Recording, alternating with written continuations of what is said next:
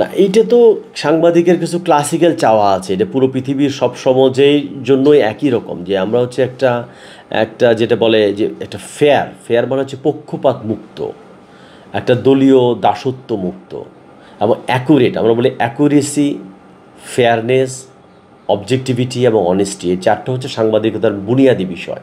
মানে সাংবাদিক এবং সাংবাদিকতা চর্চায় সততা থাকতে হবে। যে তথ্য সংবাদপত্র কিংবা টেলিভিশন প্রচার করবে সেটাকে আসলে পক্ষপাত মুক্ত হতে হবে, এটাকে বস্তুনিষ্ঠ হতে হবে এবং এটাকে 100% সঠিক হতে হবে।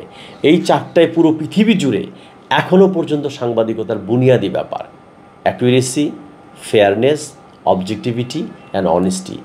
এইরকম চর্চা যেন সমস্ত পত্রিকায়, টেলিভিশন, অনলাইন ফর্ম যেটি হোক না কেন সেখানে আমরা দেখতে চাই। সাংবাদিকরা যেন এইভাবে আওয়ামী লীগ, বিএনপি দলীয় দলদাসে যেন পরিণত না হয়, এটা আমার একটা বড় জায়গা। আমি নিজেকে একাডেমিক জার্নালিস্ট মনে করি। আমি যতটা শিক্ষক তার চেয়ে বেশি আমি অ্যাক্টিভিজমে বেশি সময় দিই। কাজে আমি একজন জার্নালিজমের বলি যে আমি একাডেমিক অ্যাক্টিভিস্ট আমি নিজেকে বলি, হ্যাঁ, যে জার্নালিজমের অ্যাক্টিভিস্ট হচ্ছে আমি আসলে, কিংবা একাডেমিক জার্নালিস্ট আমি এটা বলি, একাডেমিক জার্নালিস্ট এই শব্দটা বলি। প্রেস ক্লাবের সঙ্গে আমার যোগাযোগ খুব ভালো। ইভেন প্রেস ক্লাবও দেখবেন যে কীভাবে দলীয়করণ করা হয়েছে আসলে। বহুদিন ধরে আমি বলেছিলাম যে একটা অ্যাসোসিয়েট মেম্বারশিপ আমাকে দেওয়া হোক, আমি তো সাংবাদিক, আমাকে আজ পর্যন্ত দেওয়া হয়নি। তো তারা বলছে দিবে। আমি অনেকবারই বহু ইয়েকে বলেছি, আগের যারা কমিটি ছিল ছিল যে আমার ভোট দেওয়ার দরকার নাই, একটা সহযোগী মেম্বার হিসেবে দেওয়া যায় না। কিন্তু আমি দেখি যেন ব্যাংকের লোককে দেওয়া হয়েছে, অনেক ব্যবসায়ীকে দেওয়া হয়েছে, অনেক পলিটিক্যাল পার্টির মেম্বাররা হয়েছে, আওয়ামী মৎস্যজীবী সেও দেখলাম যে প্রেস ক্লাবের মেম্বার।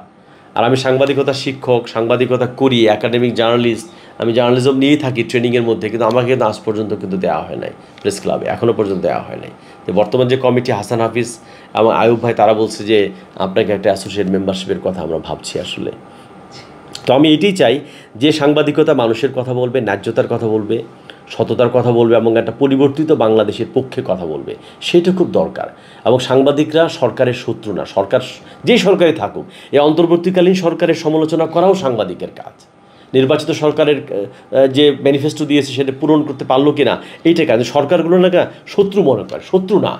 সাংবাদিকতার কাজই হচ্ছে ছিদ্রান্বেষী।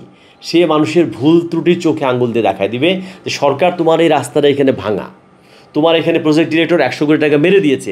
এইটার মানে সরকারের শত্রু না, এটার মানে সরকারের বন্ধু, যে তুমি ওই লোকটাকে সরিয়ে দাও কিংবা ওই তদন্ত করে টাকাটা বের করো, রাস্তাটাকে ঠিক করো, এটা ঠিকমতো চলছে না। কিন্তু আমাদের দেখছি এইখানে বাংলাদেশে এরকম সমালোচনা করলেই আমাদেরকে মনে করে হচ্ছে শত্রু। আওয়ামী লীগের সময় মনে করে বিএনপি, বিএনপির সময় মনে করে আওয়ামী লীগ। আমাদের সমস্যা হচ্ছে এরকম। এখন অন্তর্বর্তীকালীন সরকারের সমালোচনা আমরা শুরু করে দিয়েছি এবং এটা দিয়ে অন্যরা হয়তো অন্যভাবে ট্যাগ দেওয়ার চেষ্টা করবে। কিন্তু আমাদের কাজই হচ্ছে, আমাদের ট্রেনিংই হচ্ছে এটা। সাংবাদিকতার ট্রেনিং হচ্ছে ছিদ্র বের করা, খুঁত বের করা, সমালোচনা বের করা এবং এগুলো সামনে তুলে ধরা, যেন এগুলোর সমাধান হয়। এবং সাংবাদিক সরকারকে চ্যালেঞ্জ করবে, সরকারের দুর্নীতির খবর দিয়ে যেন আরামে সাংবাদিক বাসায় যেয়ে শান্তিতে ঘুমাতে পারে, এই দায়িত্ব সরকারের। That is the beauty of democracy. এবং পার্লামেন্টে আমরা বলি বিরোধী দল সরকারের সমালোচনা করবে, তুলোধনু করবে, যেন তুলোধনু করতে পারে সেই সময়টা দেওয়াও সরকারি দলের দায়িত্ব, স্পিকারের দায়িত্ব তাকে দিবে যেন সে সরকারের সমালোচনা করে। কারণ এর মধ্য দিয়েই সরকারের অ্যাকাউন্টেবিলিটি তৈরি হবে, জবাবদিহিতা তৈরি হবে।